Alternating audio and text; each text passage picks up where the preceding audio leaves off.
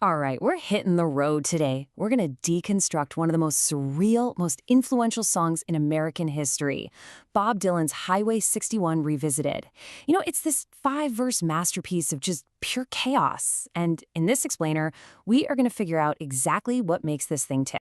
The song just wastes zero time. It opens with this line, which is just, wow.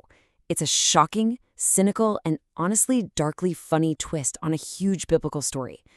Right away, Dylan just throws you into a world where, nothing is sacred. Everything, even a command from God, is suddenly up for negotiation. This one line, it sets the stage for the entire wild journey we're about to take. Okay, so to make any sense of this chaos, here's our game plan. First, we're going to look at the highway itself. Then, we'll meet this song's totally bizarre cast of characters. After that, we'll try to figure out why this one single road is the answer to everything. And finally, we'll wrap up by looking at the song's incredible legacy. All right, so let's dive into section 1. Let's start with the setting. Before we can even begin to understand the stories, we have to get a handle on the road they all happen on. And trust me, this is not just any old strip of asphalt. So this highway, it kind of has this dual identity. On one hand, there's the real physical Highway 61.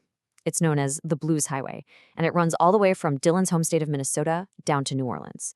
But in the song, it's like it transforms into something else entirely. It becomes this symbolic, almost mythic place.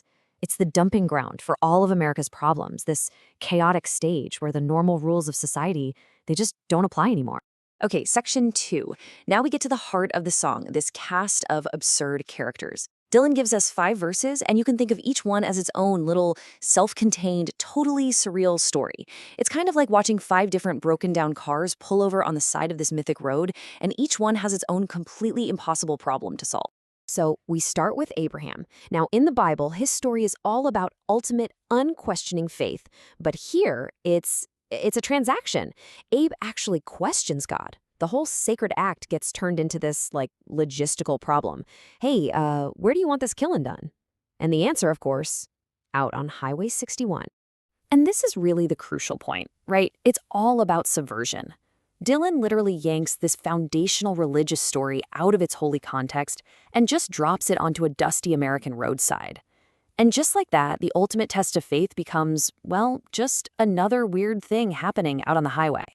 Okay, next up we meet a guy named Georgia Sam.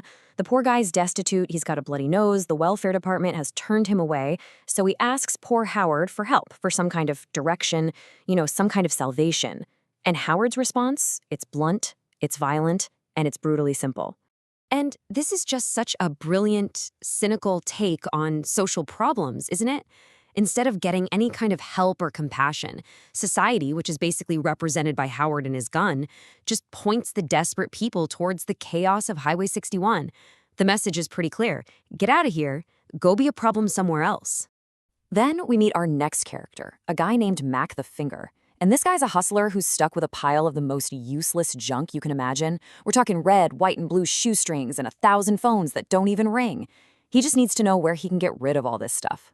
And this other character, Louis the King, he just tells him it can be easily done. Where's the destination? You guessed it, Highway 61.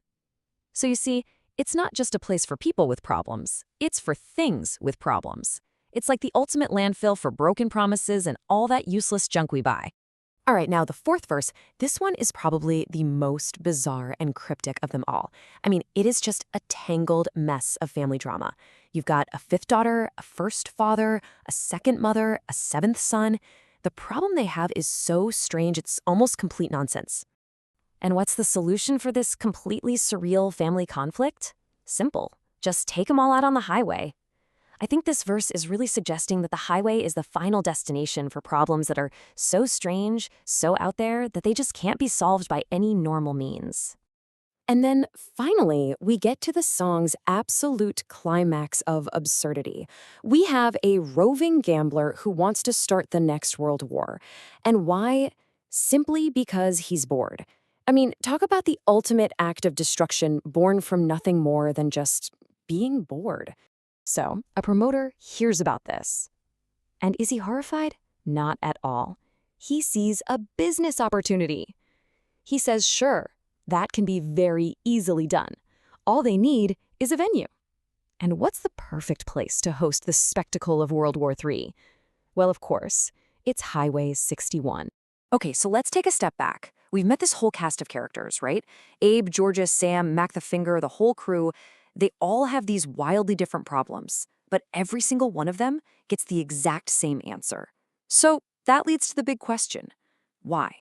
I mean, this really is the central question of the entire song. Why is Highway 61 the answer to everything? How can one road be the solution for a command from God, for poverty, for useless junk, for bizarre family drama, and for someone wanting to start a world war out of boredom? Well, the answer is that Highway 61 isn't really a place, it's an idea.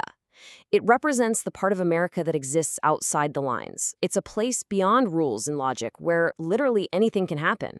It's the road of last resort, you know?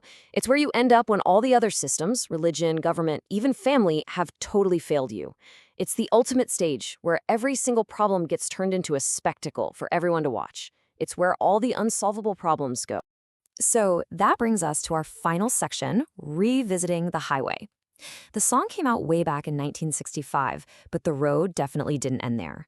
You could say its legacy is just as long and winding as the highway itself. Now get this. According to Bob Dylan's own official website, he has performed this song live 2,029 times. That number is it's staggering. Think about that. This is no deep cut. It's an absolute cornerstone of his entire career, a statement that he has come back to again and again and again for decades. Yeah, the song's presence has been absolutely constant.